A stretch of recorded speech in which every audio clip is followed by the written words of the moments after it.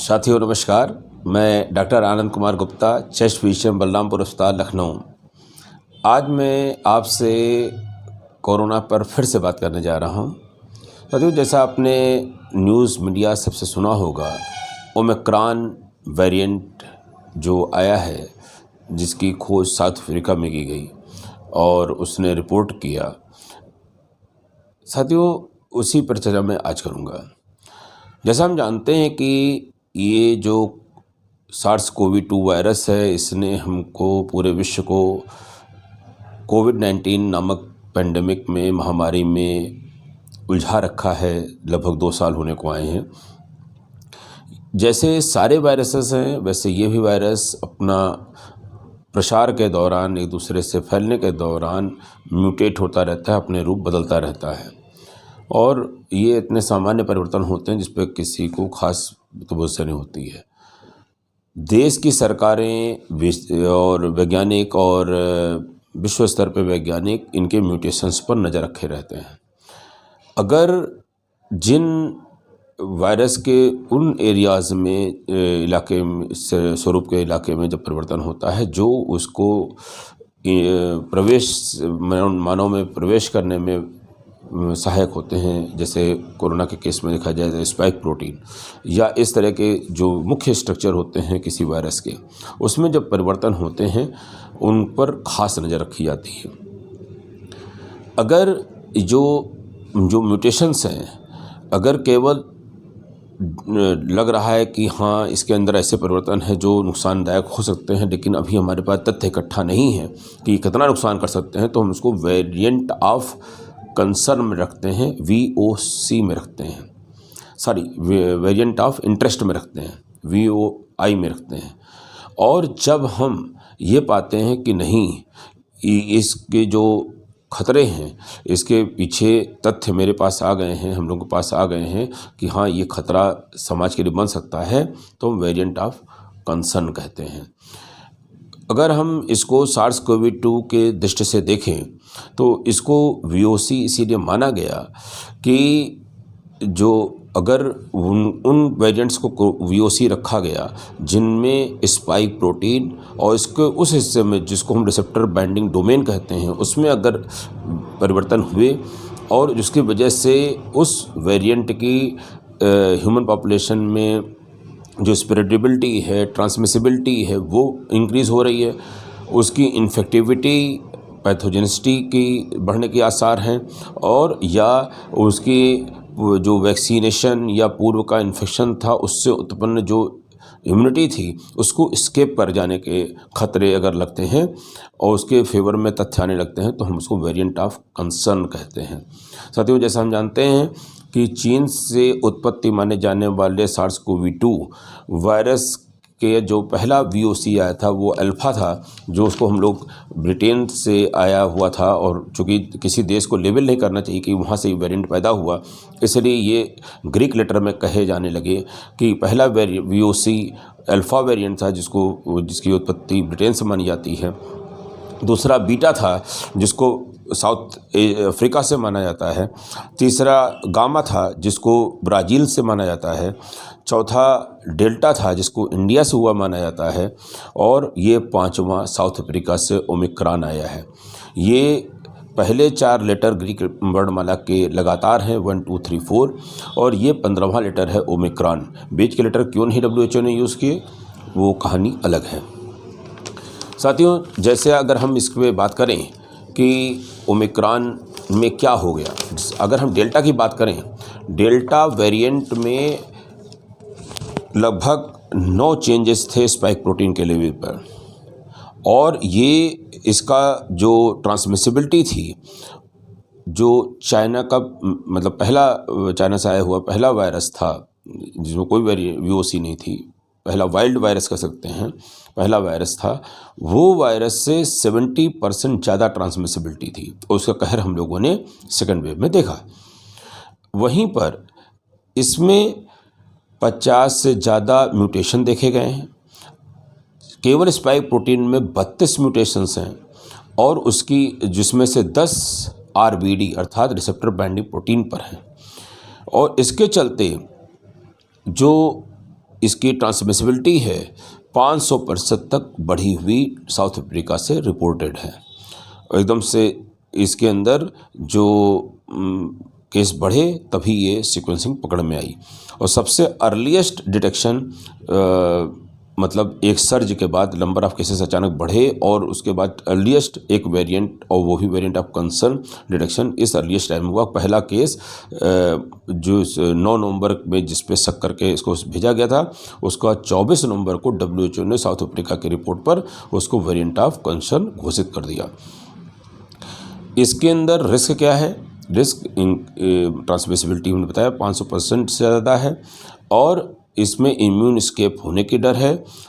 और ये अर्थात मतलब वैक्सीन से जो हमने इम्यूनिटी पाई है उससे डर है, अभी प्रूफ नहीं है। और ये जो है हो सकता है ज़्यादा इन्फेक्शन करे, ज़्यादा शरीर को प्रभावित करे और ज़्यादा मार्टेलिटी करे, अर्थात ज़्यादा सीवियर इसका इन्फेक्शन हो। ऐसा इसके परिवर्तन को देख करके अनुमान लगाया जा रहा है। लेकिन अच्छी बात यह है कि जो अभी तक डाटा साउथ अफ्रीका से उपलब्ध है और वहाँ के डॉक्टर्स जो ब्रीफ कर रहे हैं वर्ल्ड को, उस हिसाब से इतने परिवर्तन के बावजूद जो टेस्ट किट अभी तक हम लोग यूज़ कर रहे थे उससे ये डिटेक्ट हो जा रहा है। पहली अच्छी बात कि हमको नई टेस्ट किट नहीं ढूंढनी है कि अरे ये इसको कैसे पता लगाएं, हमारी पुरानी टेस्ट किट से पता लग पाएगा कि नहीं पता लग पाएगा।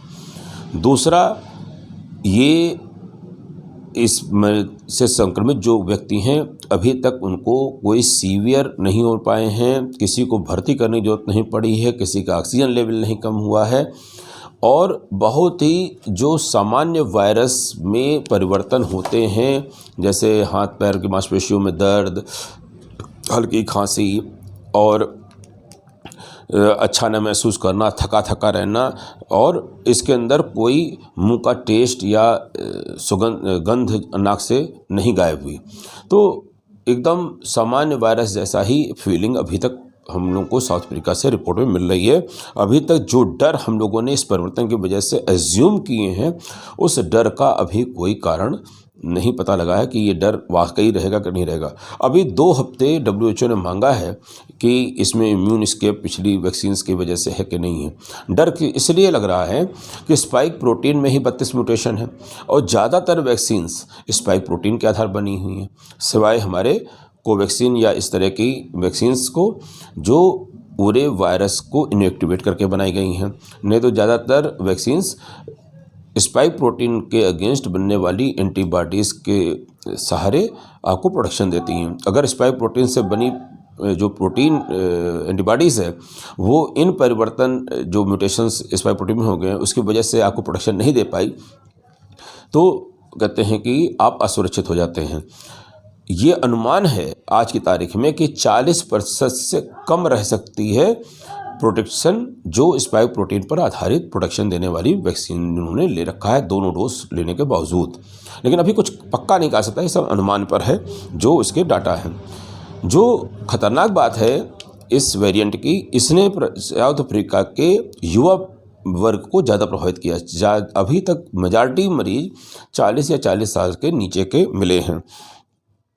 और ये बात सही है कि वहाँ जो वैक्सीन प्रोटेक्टेड पॉपुलेशन है उसमें संक्रमण बहुत कम मिला है।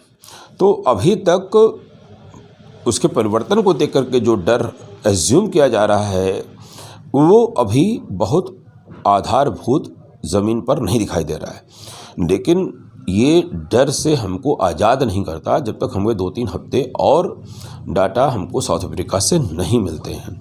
अभी हमको इसकी सर्विलेंस और कहते हैं कि सीक्वेंसिंग दोनों बढ़ानी पड़ेगी।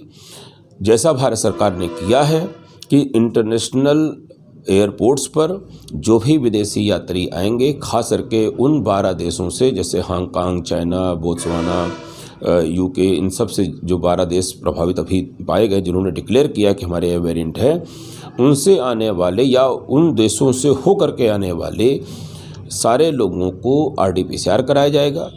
1 हफ्ते उनको निगेटिव आने के बाद भी आइसोलेशन में रखा जाएगा, उनकी रोज़ मॉनिटरिंग होगी कि कोई लक्षण तो नहीं आए, उसके बावजूद अगर नहीं लक्षण आए तब भी 1 हफ्ते के बाद RT-PCR होगा, उसके बाद होम आइसोलेशन में भेजा जाएगा। अगर इस बीच वो पॉजिटिव आते हैं तो उनकी जीन सीक्वेंसिंग होगी। आपको पता ही है कि भारत में चंडीगढ़ में और 1-2 जगह और पॉजिटिव रिपोर्ट आई हैं जो इन देशों से होकर के आए हैं।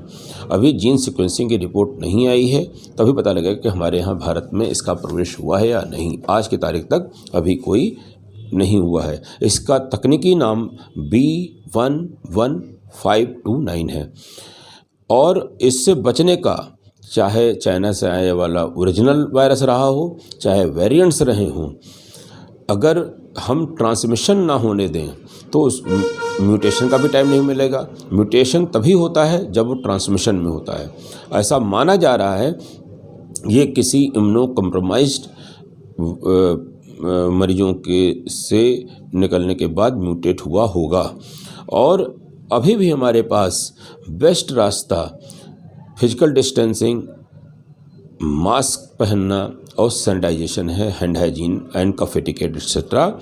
और अगर हम कहते हैं कि क्राउडेड प्लेस को अवॉइड करते हैं, इंडोर एरिया में गुड वेंटिलेशन करते हैं और प्रॉपर दो डोज की वैक्सीनेशन करते हैं, तो हम अभी भी अपने को मैक्सिमम सुरक्षित बनाए रख सकते हैं। अपील है आप सबसे कि देश की सरकार हो, चाहे प्रदेश की सरकार हो और चाहे डॉक्टरों की बातें हों, उन पर ध्यान दें, अपनी सुरक्षा स्वयं करें। सरकार का रोल आपको वैक्सीन उपलब्ध कराने में है। सरकार का रोल, यदि आप सब कुछ विधा अपनाने के बावजूद बीमार पड़ जाते हैं, आपके इलाज के लिए सरोकार देने में है, लेकिन उसी सरकार को, उसी समाज को आप बीमार ना होने दें, अपने को बीमारी से बचाएं। इसके लिए आपको इन नियमों का पालन करना अत्यावश्यक है। तो उम्मीद है कि आप सचेत रहेंगे, डरेंगे नहीं, लेकिन सचेत जरूर रहेंगे। और जैसे आप रोड सेफ्टी के नियम का पालन करते हैं, जैसे दूसरे कानूनों का पालन करते हैं और देश की सरकार का अच्छे से नियमों का पालन करके सहयोग देते हैं अच्छे नागरिक की तरह, ऐसे ही आप इन नियमों का पालन करते हुए, कोविड एप्रोप्रिएट बिहेवियर का पालन करते हुए, अपने को वैक्सीनेट करते हुए अपने समाज को बचाएंगे। कोविड की तीसरी लहर आने से आप रोक सकते हैं, ये अवसंभावी है। धन्यवाद। आपको ये जानकारी कैसी लगी, इसके ऊपर अपने कमेंट्स ज़रूर लिखें और शेयर करें और इनको सब्सक्रिप्शन बढ़ाने में मदद करें। धन्यवाद।